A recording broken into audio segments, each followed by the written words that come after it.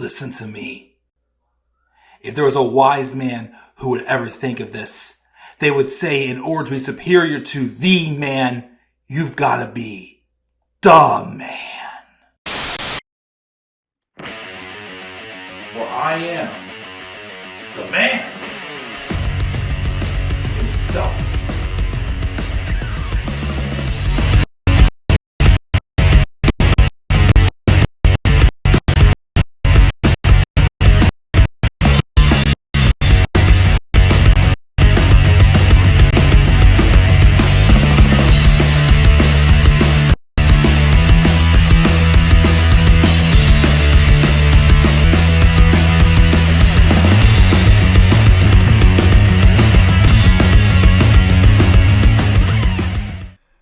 Guys, how you guys all doing tonight? This is the Club of the Man 1993, and I know it's Monday night, yet you're seeing a SmackDown review. That's because I once again am behind on content.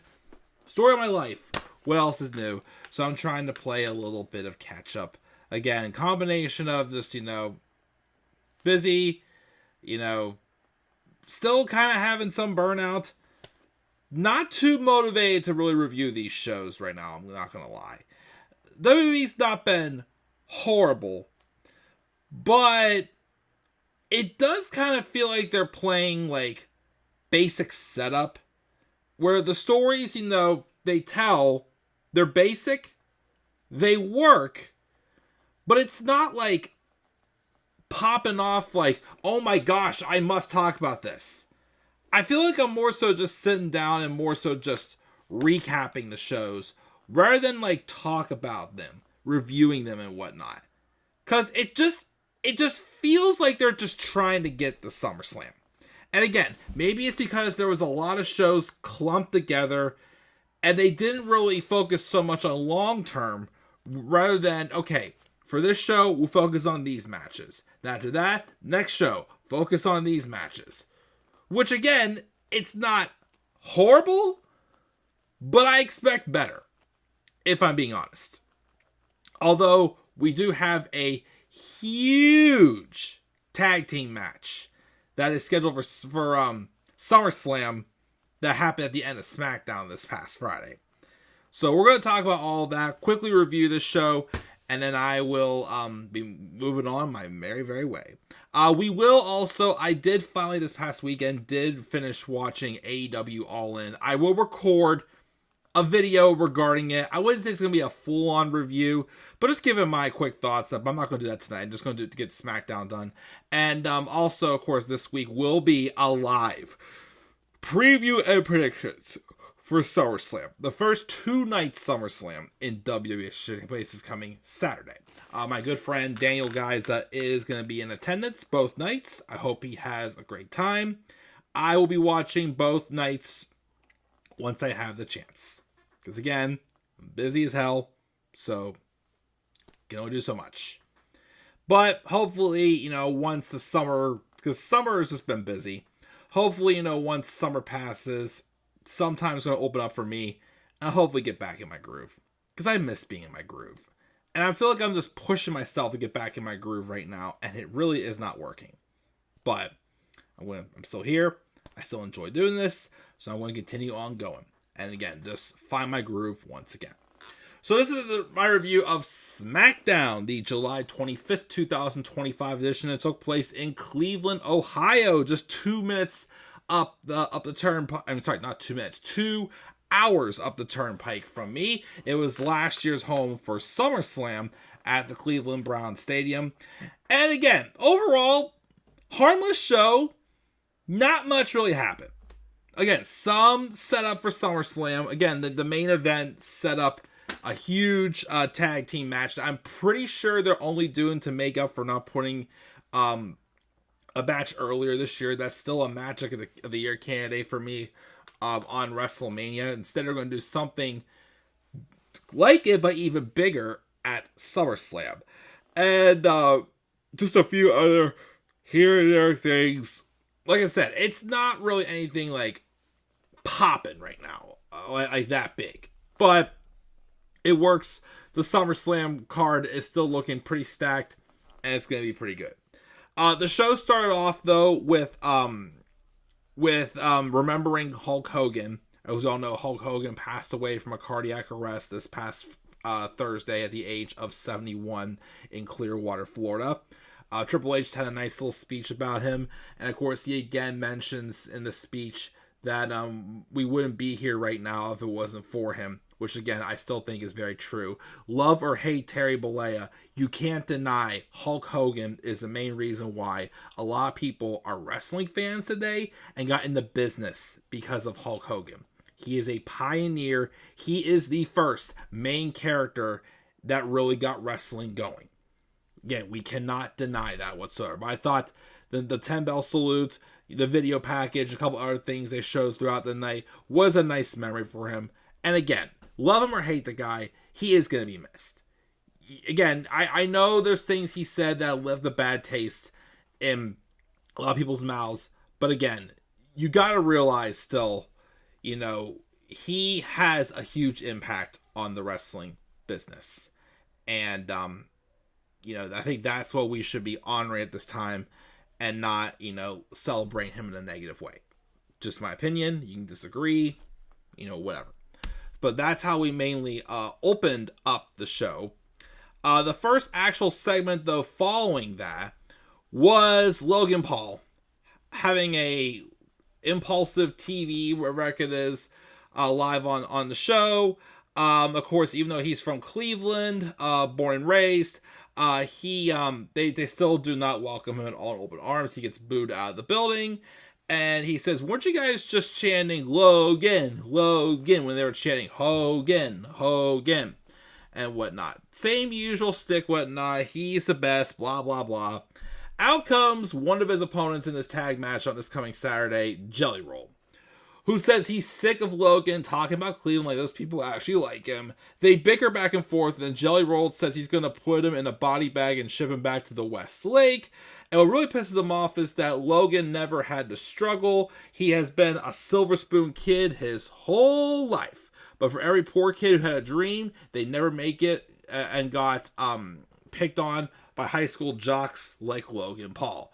Blah, blah, blah, all that usual jazz. Drew McIntyre does get in the ring, but then Randy Orton comes out to even the odds, and they have a brawl.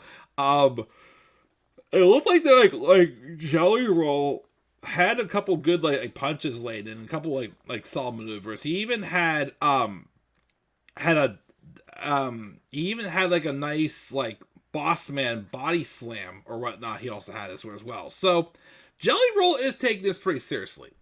Again, I'm actually am somewhat interested in this tag match. Again, I know I'm not the guy who usually is a big fan of like celebrity matches, but again, first off, if you don't make it the main draw of the show, that's one thing. Because again, the main draw should be wrestlers. But this kind of works with what they're doing with Jelly Roll and Logan Paul. Randy Orton and Drew McIntyre are kind of being just more so like supporting characters just to get them on the card. Again, I'm still surprised we didn't do Randy Orton and Nick Aldis. I really thought they were doing that after he RKO'd him again at Backlash, but it's not happening. Who the heck knows? But that's how we open up the show. I am curious, though, because there are some rumblings about Drew McIntyre currently being stuck in the UK. I guess he has having some visa issues, so we'll have to, of course, keep an eye out on that and hope that he is able to get those resolved and be at SummerSlam. And I believe their match is this coming Saturday. So I believe they did announce on SmackDown this past Friday which matches are on which night. Is the card complete, though? We'll have to wait and see. But that's the other like opening segment to the show. They gave a vignette for Andrade and Rey Fenix, who are taking on the Wyatt 6 in the main event. We'll talk about that, of course, when we get later on in the show. Alexa Bliss took on Roxanne Perez. I will say I found it hilarious when they're making their entrance, and Alexa was trying to get Charlotte to basically be like her and be a cheerleader whatnot, and Charlotte just had these pom-poms in her hand. She just went, woo. Like, she gave minimal effort. I thought it was quite hilarious. But she took on Roxanne Perez. I guess Roxanne has a new theme song. I don't know. I prefer her old one, of course. Judgment Day's new theme song. I also still miss Other Side by Metal Angus, but the fact they were able to hold on to that after Edge left the group was kind of a surprise, but whatever. Match was fine between these two. Again, I'm interested, but I still feel like the whole story with Bliss and Flair got kind of rushed a little bit. Like, I still wish there was some in between. I felt like that they skipped over. But again, could have been more of a rush because of Liv's injury. But I still like what they're doing with Raquel and Roxanne with the stuff with Judgment Day, and how when Liv comes back, she's going to absolutely get her hands and destroy Roxanne Perez. The finish of this match, though, was a little bit odd. So Alexa Bliss went to go for a Twisted Bliss, and it looked like Raquel Rodriguez was literally standing there watching her and waiting for her to come down on her, basically. She basically was like making it too obvious that's what's happening. And I believe Alexa got a bloody nose from that. Off that impact, though, Alexa did get back in the ring, and I believe Charlotte got taken out before that with a big boot. And Roxanne does get the win, so kind of some 50-50 booking there, but whatever. So that happened there, and, Alexa and Charlotte are still trying to be a duo, but they're still not friends also. It's basically just another de facto duo storyline, but whatever. Jade Cargill was being interviewed backstage, and then she got interrupted by Chelsea Green. She went to walk away, and then Chelsea Green came up being interviewed, how she got screwed out of Queen of the Ring. She talks some trash about Jade Cargill, who walks back behind her, and Chelsea's like, she's behind me, right? They're like, yep. And then Jade basically just beat the crap out of her, dragged her to the ring, and squashed her. Afterwards, the Secret Hervice came out to try to beat down 3-on-1. Tiffany Stratton, though, made the save. Her and Jade kind of had like a little bit of tug of war of a stare down where Jade had the women's title, and Tiffany was like, nope, that's mine. Not yet. So yeah, that match is still happening. I think it's happening night one. I think the match is happening. Okay. Like I said, a lot of people are saying that they don't think Jade Cargill is ready yet to be women's champion. I kind of agree. I don't think she's ready yet. Did they rush her as fast as I thought they would? No. I'm glad they didn't. But I still feel like she's not quite ready yet. Like, I'm hoping this is being used to, one, give her the experience of being in the main event. Again, she's not ready yet, but give her the experience to get better. Or two, I'm hoping this still furthers on what I've been saying for months, furthering along her storyline with her and Bianca. I still think it's going to be very soon, once Bianca gets back, it's going to be revealed that although it was Naomi who attacked Jade last fall before Survivor Series, Bianca was in fact the mastermind behind it all. And it does have it seem for a while that that Jade is curious of Bianca. She seems a little like shy-eyed.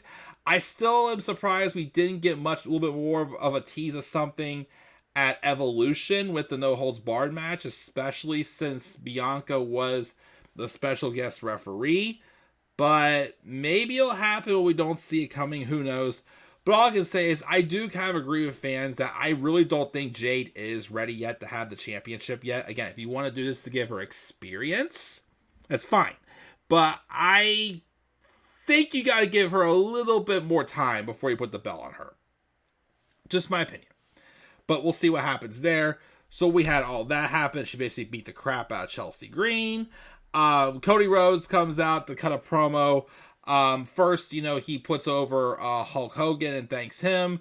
And he talks about SummerSlam and how he doesn't want to wrestle this current John Cena. He wants to fight the real John Cena. If he's going to stand here and own it, he needs to know he can go through the very best, and that title means the very best.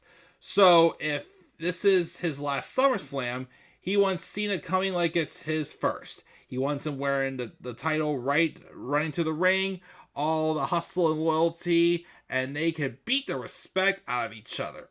And he needs to know that this story they've all been a part of isn't just a fantasy. It isn't just legacy. That it means something. And it's real. And John is the only one who has the answer to that question. So, I don't know. I don't think Cena's going to be that guy at SummerSlam. Could still show hints. Who knows? Again, I still know people want to see Cody Rhodes and John Cena pull off a double turn at SummerSlam. Which I do think, don't get me wrong, would be great. I still think it's too soon to turn Cena face again. I really do. Again, I still say just have him turn face his last night, which as of now is December 13th, which is a Saturday night's main event. And I think it's in Boston, I think. Can't remember. But again, we'll talk more about that when we get to the SummerSlam preview this week. But that's where I still stand. I still think it's too early to turn John Cena babyface back to being a babyface. Just saying. Jacob Fatu was cutting a backstage promo about Solo and about being locked in the cage at SummerSlam. He doesn't mind it. But then The Miz rolls up, and this was awkward. So Miz rolls up, mad about Jacob Fatu putting him on the shelf 6 weeks ago. And he basically reminds him of who he is and that Miz got a match with him tonight. And they have the match, and Jacob basically squashes The Miz, which again was awkward because we're in Miz's hometown in Cleveland. It felt like they were trying to get a pop out of Miz, but at the same time, it's like you basically just, jobbed him out to Jacob Fatu. Not saying that's a bad thing. It was just, it felt like they were trying to get like some kind of a positive reaction out of The Miz in his hometown. Yet you just had him be a pawn and squandered. So that was a little bit weird. Afterwards, the Bloodline, the MFTs, Solo, JC, Tongaloa, and Talatonga, too many Tongas, all came out. Jimmy tried to come out and help out, but it didn't work out. They left Jacob laying with a Samoan spike. Again, we'll get to our prediction, of course, as well this week. The Street Profits and B-Fab are being interviewed, saying that the Wyatts are different, kind of enemy. They need to be dealt with in a specific way. And Ford complains about not even being in the qualifying match to get this title shot. But Dawkins says it doesn't matter because they're next, no matter what happens. DIY roll-up, which is Johnny, Tommaso, and Candice. And they basically say that, you already had your chance, get in the back of the line, blah, blah, blah, stay out of the way. All that stuff. Zelina Vega also has a segment where she chases down Giulia backstage, wanting to get a rematch for the Women's United States Championship. But she gets interrupted by a returning Kianna James, who introduces herself as Giulia's official representation. And then Zelina should talk to her if she wants to talk to Giulia, which Zelina ignores her. But then Kianna tells her she was Nick Aldis and got her title match rematch next week. And after that, she can get out of Giulia's hair forever. So I guess they having Kianna James now be Giulia's mouthpiece? We'll see. Again, I still am not too familiar with Kianna James. Again, I did feel like she was kind of a random call-up when they called her up. But apparently WWE is high on her. Which is why when I heard she was coming back, that's why originally I predicted her to be in the Money in the Bank ladder match. Because I thought, well, if they're high on her, maybe they'll give her a push. I guess for now, she's a mouthpiece. We'll see where it goes. Again, I don't know if Giulia really needs her. I know Giulia's not the best on the microphone. But does her star power make up for it? We'll have to wait and see. We'll see how that goes. And then finally, the main event was the Wyatt Sixes, Dexter Lumis and Joe Gacy, defending the tag titles against Andrade and Rey Fenix. Let me just first mention this too. I know a lot of people are bothered, and I agree. Why is Rey Fenix in a tag team that's not his brother? Isn't the whole point of him and Penta being on separate brands for now to be able to have them do what they weren't allowed to do in AEW, and that's identify themselves as single stars, and then eventually come together and give them a run as the Lucha Bros. I guess maybe they're doing this because, now I'll be honest, I feel like Rey Fenix isn't hitting the same star power as Andrade is. I'll be real with that. I'm sorry, as Penta is. So maybe working with Andrade is kind of helping him without diving into the whole Lucha Bros stuff. Maybe. But I still find it awkward that he's in a tag team, but it's not with his brother. But anyways, the match wasn't too long. I'm not sure, though, how I feel about the Wyatt 6 adding more, like, strongly heelish. Like, before I thought they were just tweeners, this match they were, like, cowardly chicken shit heels, which I didn't like that. But the match was not too long. Whenever Andrade was about to get the win for him and Fenix by hitting the message, Nikki Cross pulled the referee out of the ring and caused a no contest, I'm guessing. And then they start brawling. Fraxium get involved. Motor City Machine Guns get involved. Eric Rowan tries to, be the big man dominating, but then when the Street Profits came out, whole different story. DIY even came down as well. Just some crazy spots, an all-out brawl. Nick Aldis, though, then gets a microphone and says that he's sick of it. And since they haven't gotten out of their system, at SummerSlam, the tag titles will be on the line, but put high above the ring in a TLC match. So we're getting a 6-team, basically 12-man TLC match. Wow. That's going to be crazy. Again, earlier in the year, SmackDown or Mania with DIY, Street Profits, and Motor City Machine Guns TLC was definitely, still is, one of the best matches of the year. I feel like they may only be doing this because they didn't do that match at WrestleMania. They're doing it at SummerSlam instead to make up for it. But that's going to be carnage. We have, of course, the Street Profits, who work in the ladder matches great. DIY, Motor City Machine Guns. We got, now we have the additions of Fraxium, who are awesome. Andrade and Ray. And then was a lot. Oh yeah, of course, and the Wyatt 6 as well. That's gonna be carnage. Could be the match of the weekend. Maybe it'll outdo the Triple Threat TLC match from earlier this year. But man, we hadn't had a TLC match for a while. Now we're getting 2 in 1 year. I'm ready. Take my money for sure. But yeah, that will be an exciting match. And that's all I gotta say about SmackDown. Again, a fine show. But nothing like that outstanding. Some nitpicks I threw in there. Like I said, right now, it just feels like they're playing just, like, basic storytelling. And, like, I just wish some of the stuff had some longer term build. But I gave it a B-. Again, not horrible. Did its job. But not too groundbreaking either. So SmackDown gets a B- for me this week. What are your guys' thoughts on this past week's episode of SmackDown? Leave your guys' thoughts down in the comment section below and slap a like on the video. And subscribe for more content on our channel. Follow me on Twitter as well, The Club of the Man 93. You can also follow me on TikTok and on Instagram at The Club of the Man 1993. Again, there will be a review recorded this week of AEW All In. And I also will be doing my SummerSlam preview and predictions as well this week. And of course, once I can get my groove back, stay tuned for more content as always to come to the channel. So until then, guys, I'm checking out. I'll catch you all later. Have a great rest of your night. And do not forget, in order to be superior to the man, you've got to be the man. For I am the man himself. And that is not just an opinion, my friends. That is a fact of life. Yeah!